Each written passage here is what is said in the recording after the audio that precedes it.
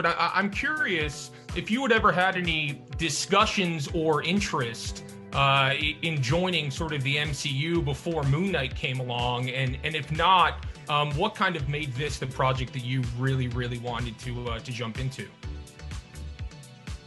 Well, I've often had an interest. I'm an actor, right? I mean, and our job is to be part of our time. And this event that has been the Marvel movies has been a huge, cinematic event in the last couple of decades. So I've definitely thought about doing it. What made it clear that this should be the one was just Oscar. I met him and felt his passion for this part and how much he wanted to do it, and what a big dare it was, what a heavy lift it was to do a 6-hour movie to start an origin myth of a new superhero for Marvel. Seemed pretty exciting. And I knew there's a level of quality to his work that is consistent.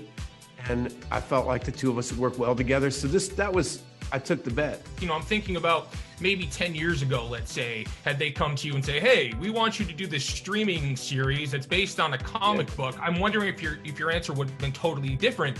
What does that say to you, good or bad, or maybe both, about the state of where things are in the industry right now? Well, I definitely would have said no 10 years ago. The way that streaming has changed, the way audiences receive storytelling. I mean, it's just completely changed underneath me.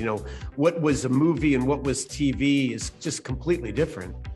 I mean, I've done the first television of my life in the last couple of years with The Good Lord Bird and with Moon Knight. And I've been working at the highest budget and some of the best material I have. That didn't used to be true. I'm curious if you and Maya have had any conversations about what it might be like dealing with people who are so prized about the material that you're working with. Maya and I have talked about that. I mean, it was a huge adventure for her to step into that Stranger Things world. And there are people that you can't go to an airport in America and not see 10 people with a Stranger Things sweatshirt on or something, from the high school or some, Halloween is full of their costumes. And so, you're entering something and there is a responsibility to do a good job. And there's no real failure when there's no expectations. Like if I make some little indie movie and it doesn't work out, it's not a big deal because nobody ever hears about it.